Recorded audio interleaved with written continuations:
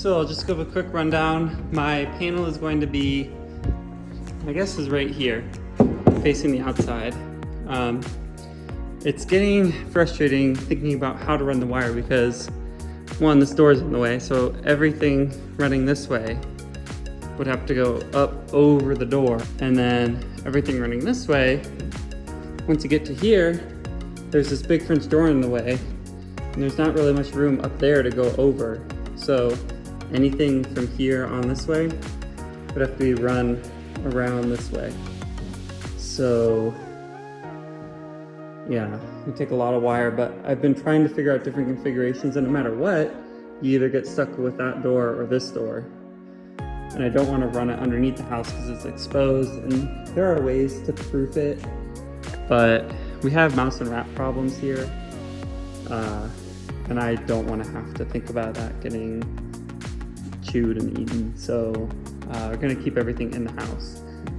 But right now, since we're only doing the bedroom, I'm going to focus on the bedroom, and I know that no matter what, wire is going to run all the way through here, no matter where we put the box. So I made this little template that is 24 inches from the subfloor, but I'm now realizing that I've been putting it up against the bottom plate, so all of these marks are 1.5 inches too high.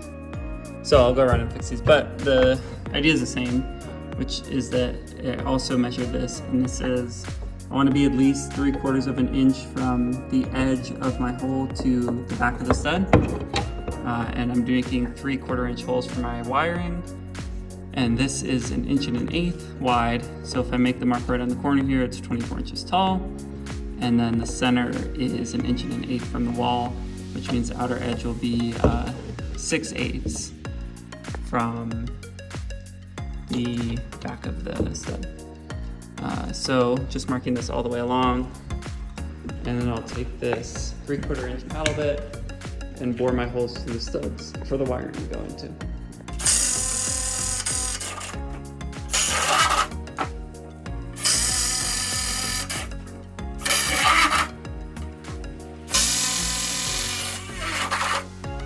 For my light switches, I am measuring from the subfloor up 48 inches, and that's where I'm going to put the bottom of my light receptacle. So that's 48 inches from the bottom down to the subfloor. These are a cool kind of receptacle. You latch them in first on the stud, and then I put 2 screws on the top and bottom, and then you take this thing, twisting in, and the box is moving out, and then it can twist back, and the box will move back in, like that. So that means you can get it perfectly flush with the drywall, and also you can push it in when you're installing the drywall so that the box isn't sticking out and you have to cut around it and get it perfect when you put the drywall up, versus just putting the drywall up, cutting the hole, and then bringing it out. So I think that'll be nice. And it was only a couple dollars more. So it is hard since these are so far back, doing the exterior walls. Like, for example, this one, the stud is so close together, it's hard to get the drill in. But I will say that this handy dandy tool that I picked up the other day, ironically for the same kind of thing, drilling these holes when the studs were too close together for the drill, worked really well for that too. So I highly recommend picking up a tool like this. I feel like it's definitely going to come in handy a lot. Okay, today I am pretending to be an electrician, but disclosure, I'm not. Nothing close, so please don't follow my advice. I am just showing you what I'm doing, making everything to code as I'm reading it, double, triple checking everything, but again, do your own research. I am doing the best I can with what I've got, and this is what I'm doing for me. So right now I'm just running Romex wire. It's this 12-2 stuff. It's got the positive, neutral, and ground in it. And my breaker box is gonna be right here. Haven't put it in yet. I just ran a bunch of extra wire that will go into it and have started running my outlets.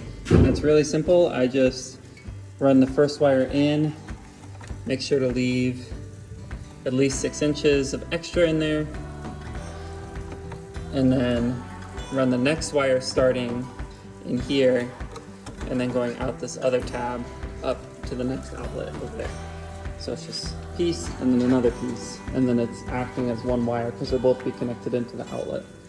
So run, run, run, run, run, next outlet, next outlet, next outlet right there. And so we're gonna move into this room first. So I'm getting all of this done, getting it into the panel, and then we can wire in the rest of the house. But yeah, that's about it. It's raining outside. Dogs are chilling. So everything going pretty good. Hey everyone, big day. We are starting our solar install. So I'm gonna do a quick tour of what we're doing. So we have these massive 545 watt panels in the car. And we are going to be attaching them to these metal aluminum stainless steel rails. And it's a pretty simple process. All we're going to do is, so you see I already have 2 holes drilled. We had to make sure we're getting into the rafters, so it took a lot of measuring. Working out pretty good. Then we'll line up this black piece over the holes, drill pilot holes in the middle as well. And then it'll be as simple as getting a bolt that I'll show you in a minute that we put through the metal into the rafter. We'll secure it with some nuts and washers, some Lexel, and then we have clips that'll attach into these channels that will hold to get the solar panels onto the channel. So right now I'm just drilling some pilot holes into the metal to get prepared.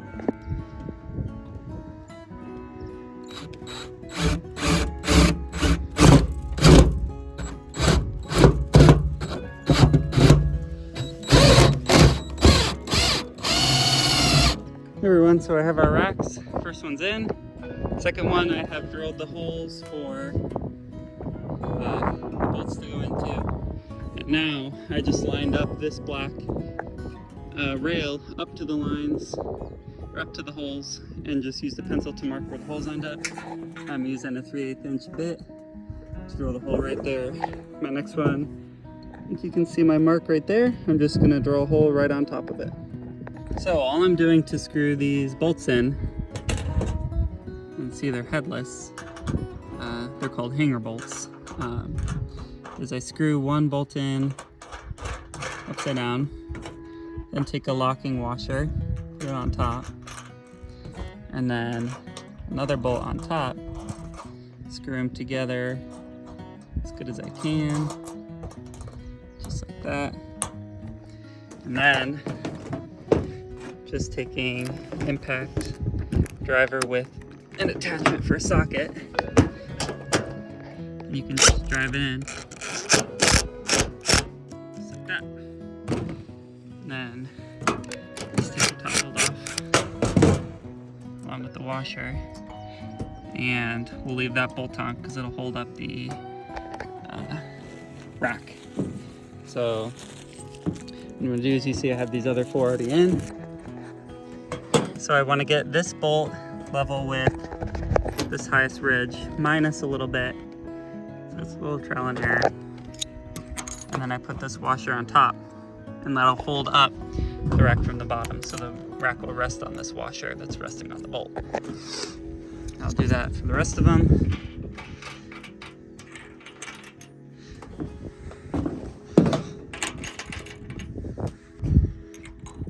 Then take up a rack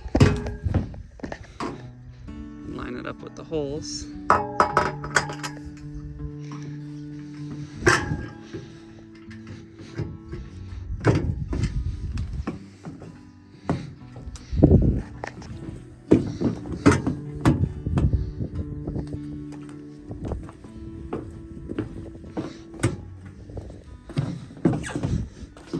Just like that.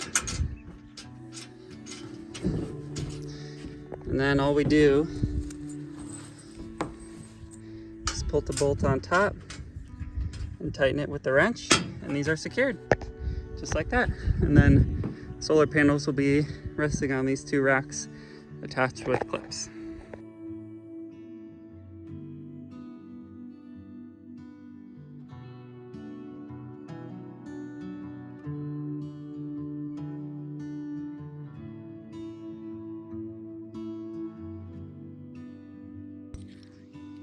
Okay, so we brought all 4 solar panels up. That time lapse shows about how we did it, carried it up the roof. And then we use these clips that slide into the channel. And then they have this tiny little piece sticking out the front that digs into the metal and holds it tight, along with just the clamping force. So it's nice and secure. And they look really great. Got them for about, $380 each. And then the racking was about $300. Hey everyone, back at the property, and I have built this outdoor storage center for the electricals. So that is our circuit breaker. The inverter for our solar will go there, and the batteries will go underneath in here. I eventually might add another shelf for more batteries, we'll see. So, went up pretty easy. I just attached these to the studs behind them, and then attached these 2x4s underneath, painted it, put this piece as a roof, and then realized that these doors wouldn't be able to open with the roof because it's tilted down. So I had to add this piece on top, and you can see it was a little too, it was hitting the top right there, so I had to shave it down. Then these just close. Got these hangers from Ace. Went it pretty easy. I wanted it to blend into the house to make it not obvious, and I think it went up pretty good. I was trying to center it between the door and the window, but I think it would have been better to instead line up the lines of the houses with the lines of these. But you know, I think it turned out okay. Serves its purpose. The maximum height that this can be, I looked it up. I can't remember if it was 6.5 feet or 7 feet, but I have it just below the maximum height. Because 1, I want the batteries underneath, and 2, because on the inside, I didn't want it too low to the ground. So that's in a good spot. And I had to be a minimum clearance from the floor, which was I think around 2 feet. So I wanted to make sure that was good as well. Yeah, that's kind of the setup. Now I'm headed up to the roof to run the wires of the solar panels down into this box.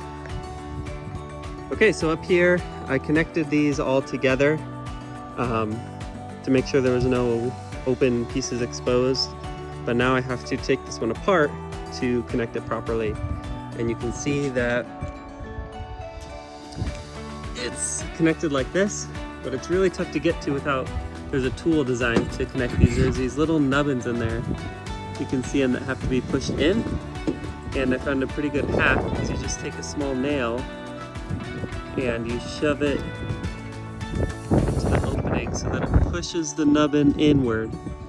And you push the nail all the way in like that. You do that on both sides. Push the nubbin in, and then you can just pull apart the connector like so. The connector comes off. So cool little trick to get these apart. Okay, so everything's connected. It's under the panel, so it's harder to see, but I have it moved a little bit. I have these Y connectors, and these panels are not in series or in parallel, but it's a combination of the two. And this is per the instructions given to me by the guy who sold me the panels. He does this for a living. He gave me a nice diagram that I'll put on the screen now that is easier to follow than what's underneath here. But basically, the end result is we want 2 wires, one positive, one negative, connecting down to our system. Okay, so the breaker panel load center is installed. We're installing the inverter.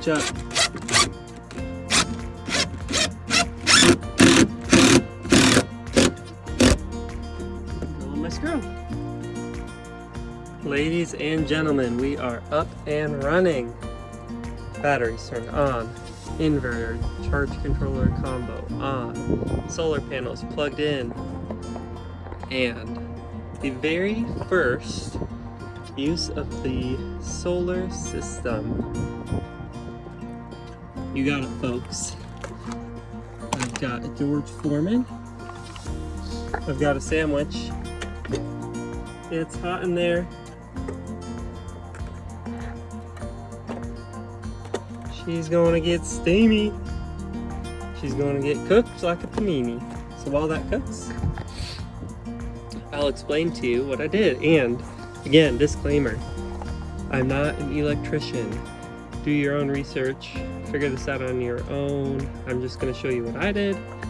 And maybe there's one or two things that can help you out. So, first step was the solar panels. They're up there.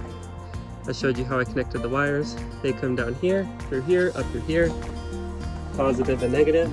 Positive solar panel gets connected to this charge controller, which gets connected to this wire, which was pre-installed for me, so I'm not quite sure where that goes.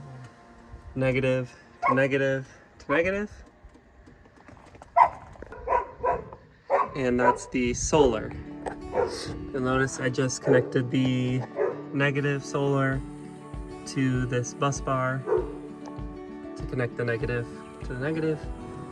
And then the positive to positive is through this breaker. That's not the right word. I think it's a breaker. It flips when it's, if the fuse gets too hot, it'll switch, it'll hit reset and stop the circuit. So that's solar.